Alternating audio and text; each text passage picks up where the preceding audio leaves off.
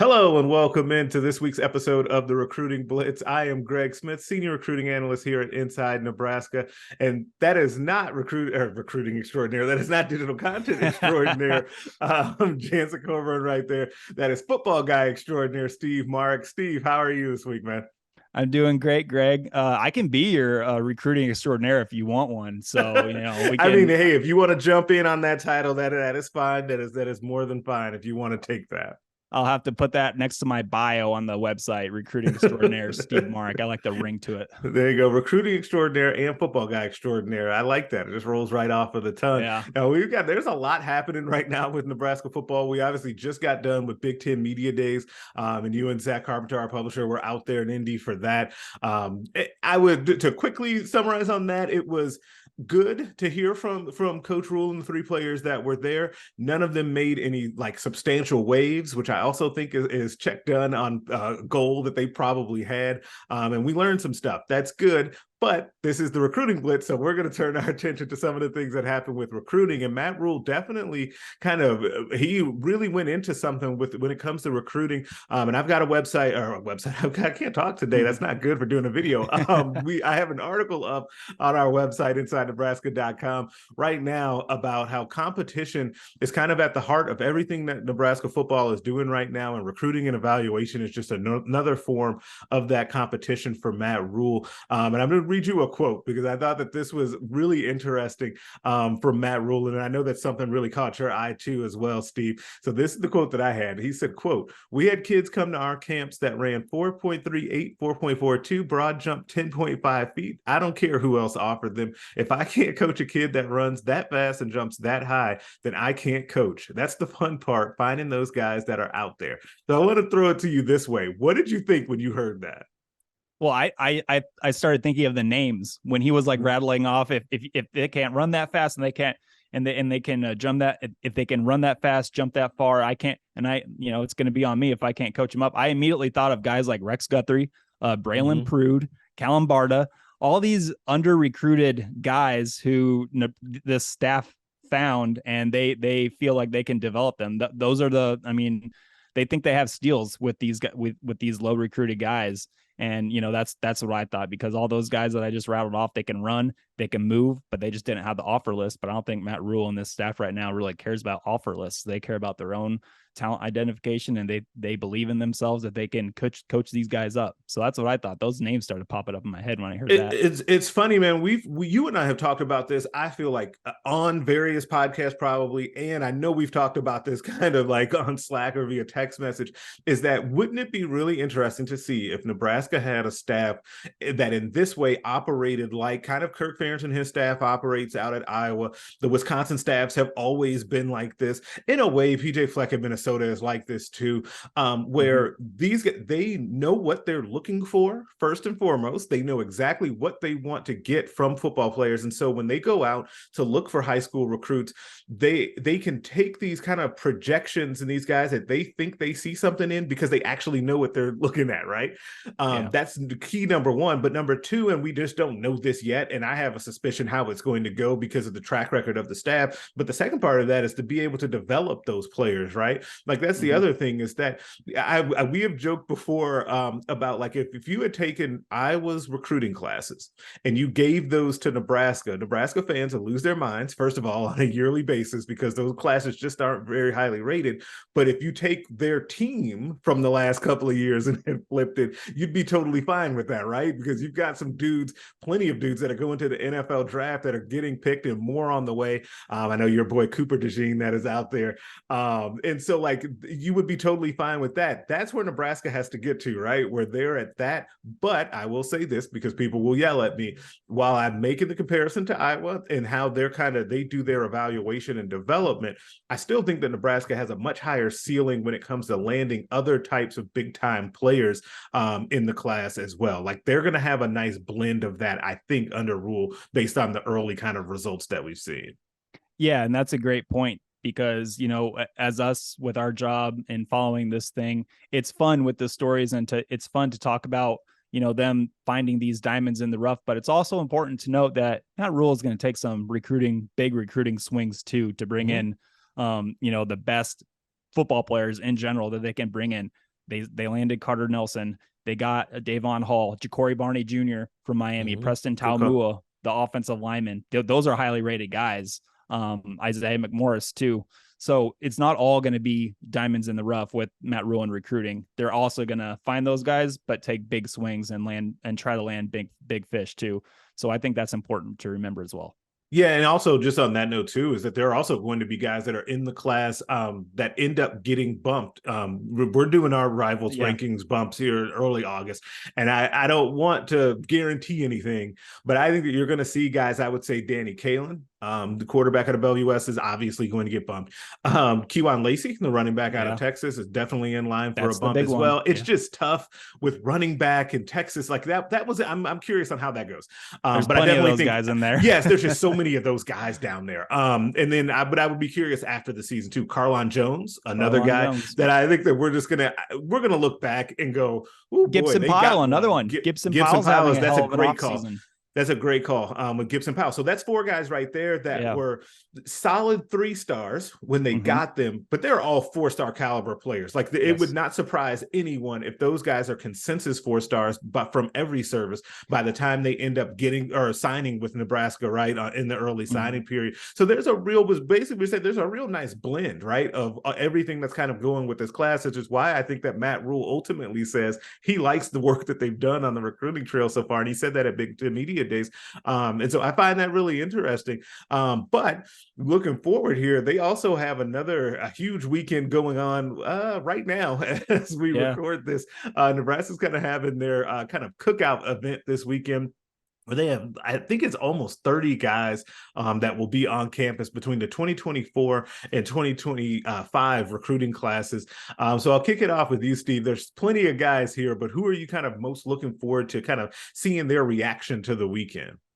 So three guys. I got 3 names for you. 2 of them are from Powerhouse West Side out in Omaha. So that is Caleb Benning, the defensive back, 3-star defensive back, and then Christian Jones, 4-star linebacker, both from West Side. So those are two names that I'm really interested in.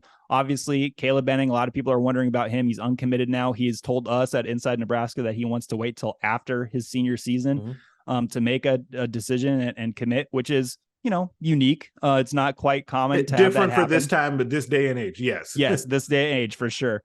And Christian Jones, I mean, what more can you say about that? You watch him play football, you look at those highlights, you look at the interest that he's already gained. That's a must get for Nebraska. That's a really good linebacker that's going to be playing major college football. It's going to be big for the Huskers to create a relationship with him and make sure that they get him and not let him leave the state. Because if somebody like Christian Jones leaves the state and ultimately does well elsewhere, that's just going to hurt Husker fans so much to have another one leave. And then another one, 2025, kind of a hybrid wide receiver tight end out of Elkhorn North in Omaha is Chase Lofton. I'm really interested in Chase Lofton because he's another one that kind of exploded this summer on the camp scene, where he was just showing really good things with route running, his frame. You could just look at him and project like, oh wow, in 2, 3, 4 years, he's going to like be a 6'5", 230, 240 pound body out there, just being an athlete and catching passes as kind of that hybrid wide receiver tight end position that Marcus Satterfield really seems to recruit to and like. So Chase Lofton, Caleb Benning, and Christian Jones. Those are my 3 that I'm really interested in kind of getting their reaction from the weekend. Yeah, and in just another, like, speaking of, we were just talking about kind of guys that are going to be risers when rankings come out. Christian Jones, spoiler alert, will definitely be one of those guys, though he does not have all that much more room to go, considering he's a top 100 level kind of recruit. We saw him down in Atlanta for kind of our next gen series camp, what used to be our 5-star camp down in Georgia, and he was our linebacker MVP. Me and every other national guy that was down there was very impressed with him running around down there, expecting a huge season out of him for his junior year this year as well. Is that you can easily see the athleticism when he puts it all together on the football field. He's going to be a scary linebacker prospect, and I totally agree with everything you said about him being a must get. My guys that I'm looking for, first and foremost, Grant Bricks, the big offensive tackle prospect out of Iowa. He's the #1 player in Iowa. He's a true offensive defensive tackle, 6'6", 290 pounds, 295 pounds, in a little bit of an interesting situation here now because he's taking coming back for an unofficial visit. He took his 3 official visits to Nebraska, Kansas State, and Oklahoma in June. He's truly torn. Like everyone that I talked to, including him, he is very torn about this decision. He's not really like leaning one way or the other. Like he was hoping to make a decision by now, and he just doesn't have one yet, right? And so he decided to go back on the road into all 3 of those schools. He's taken an official visit to this week.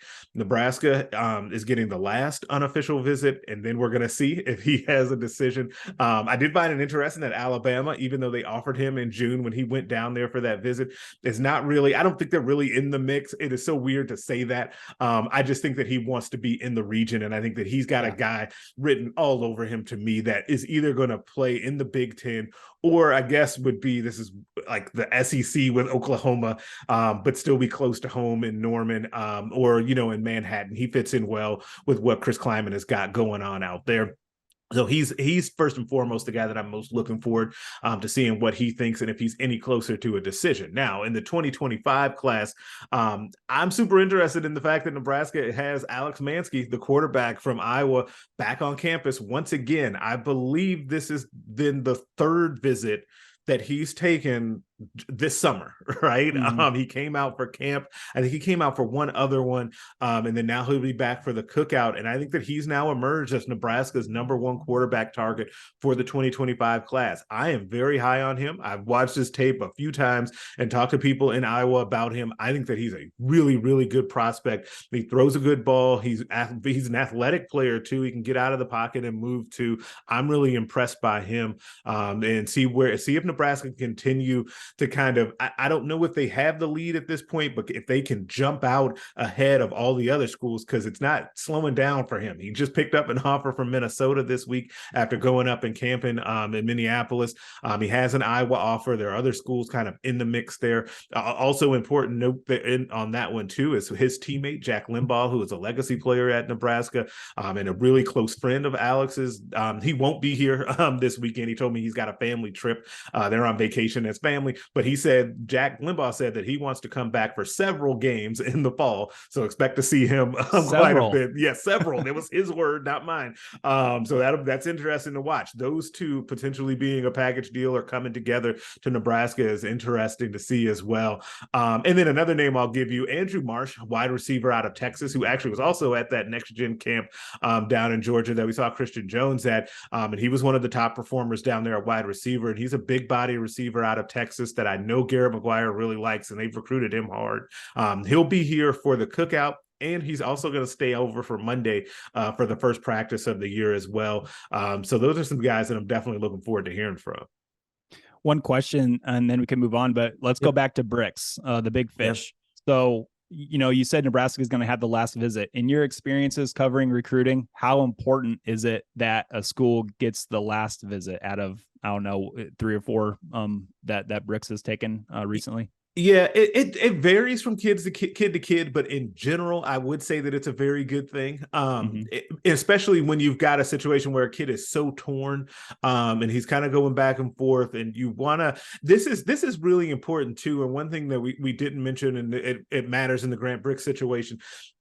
All of Nebraska's 2024 commits from in-state and all of the 2025, both 2025, Caden Vermadison and Tyson Terry will also be in town for this cookout as well. So having so many of those guys there, then you have Grant Bricks come in and other guys that are maybe close to pulling the trigger for Nebraska.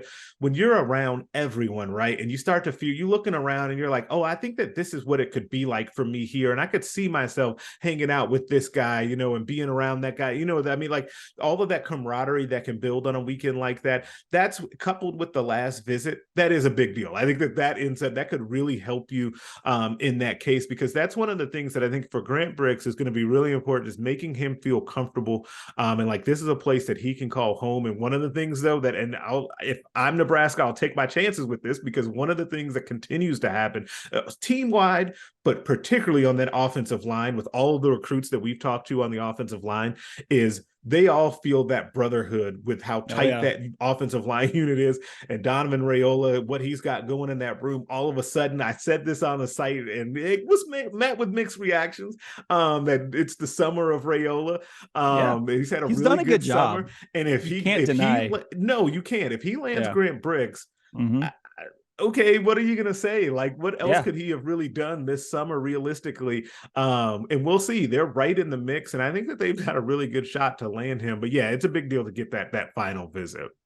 And how important is Danny Kaelin going to be to somebody like Grant Bricks coming and getting that last visit and being in the stadium and seeing everything? How important is Danny Kaelin, the quote unquote recruiting coordinator here?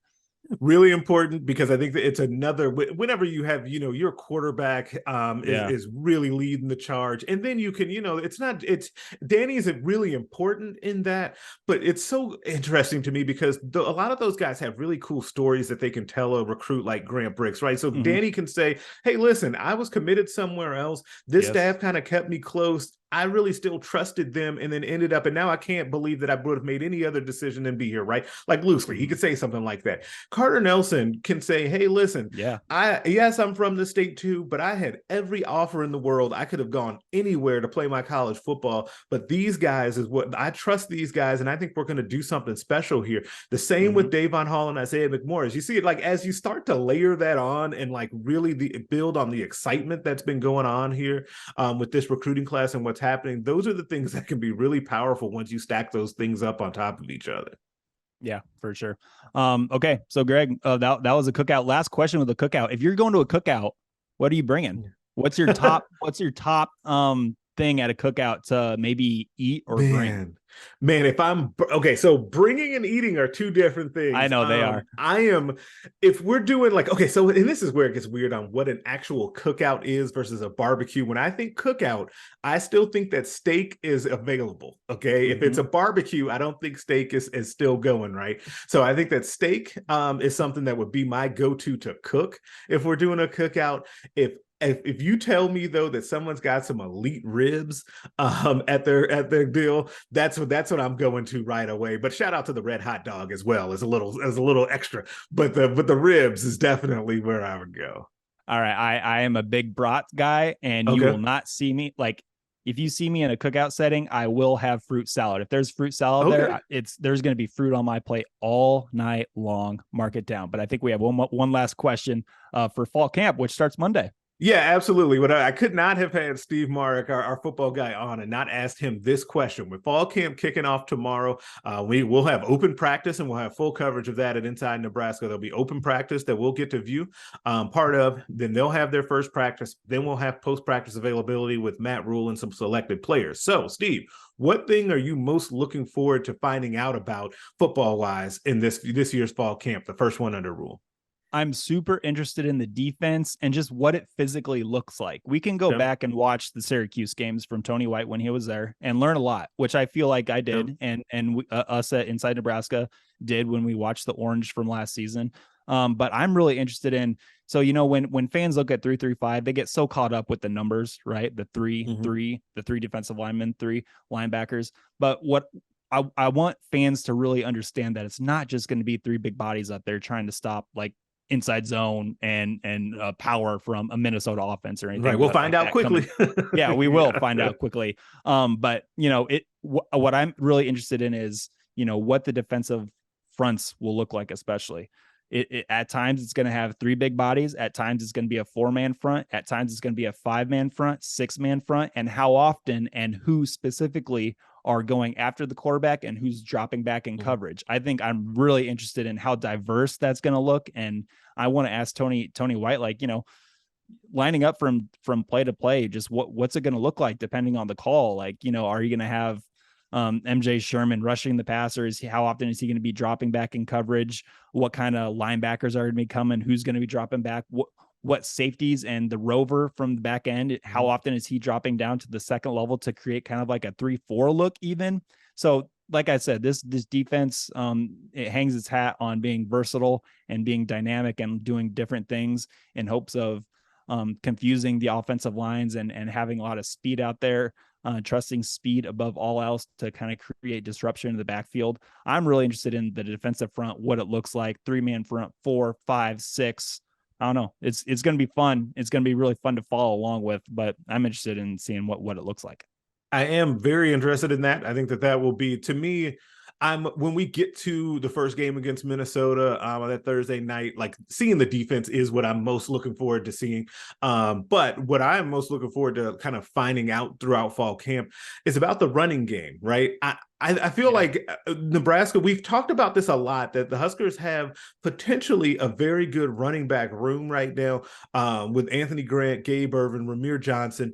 See who else kind of pushes into that mix. And then you can't mention the running game without saying, Jeff Sims will be a part of that equation. How big remains to be seen, but just the true like handoff to the running back running game and how that comes along throughout fall camp and what they're saying about that, what we see with that. Who's going to be the RB1? Like I feel like, I don't know if you disagree with this, based on the talk, it feels like it's Gabe Irvin in a runaway. I personally don't think that that's wise. I think that you'll need to pump the brakes on that a little bit and remember that Anthony Grant did look very good as a Big Ten running back until like he had a lot of wear on his tires late in the season and he was running behind kind of a suspect offensive line, put it nicely. And so I'm curious on kind of how that shakes out. You could convince me though that it would just be a 1-2 punch in whatever order. But yeah, I'm really curious to see how that run game comes together. And then once we get into the games, how they're scheming up that run game and the things that they do and what they can figure out to be kind of their bread and butter. I saw Matt Rule getting passionate about that counter drill in practice, and they're going to run counter and hopefully run that well, the coaching staff would say. But yeah, I'm really curious to see how the run game goes. Yeah, the running game is interesting. The running back, how they kind of use them during the season. Are they going to want to save their legs for a full 12-game season? Is it going to be Gabe Irvin 80% of the time? I don't know. I bet it's a little bit of a running back by committee, just because they want to. The coaches say that they want to, save legs, rotate a ton of guys, play a ton of guys. They said, I think they want to play like 22 guys on defense. We'll see if that actually. Yeah, they did say that. Yeah. Yeah. But, I mean, running back is right up there. One of the really interesting things because Gabe Irvin, Matt Rule seems to really love him some Gabe Irvin. Oh, yeah. Maybe Gabe Irvin's a guy who gets some touches in the first 3 quarters. And then once that fourth quarter hits, he's that battering ram. And that's quote, battering ram, unquote, from Matt Rule in the fourth quarter, trying to get those 75 rushing yards in the fourth quarter, like Matt Rule kind of aims to do and put teams away. So, running back, very, very, very, very important, very, very interesting this year. Yeah, there's a lot to kind of pick from, and there's a lot to be excited about. I know everybody's excited that the season is basically upon us as we've got fall camp starting. Make sure you like this video, subscribe to the YouTube channel so you can get these videos directly into your feed. Pop over to InsideNebraska.com. We'll have full coverage of kind of this cookout that's happening this weekend and the guys that are staying over for practice on Monday. Plus, we'll have full coverage of the first open practice and post-practice availability on that site as well. We will catch you guys later.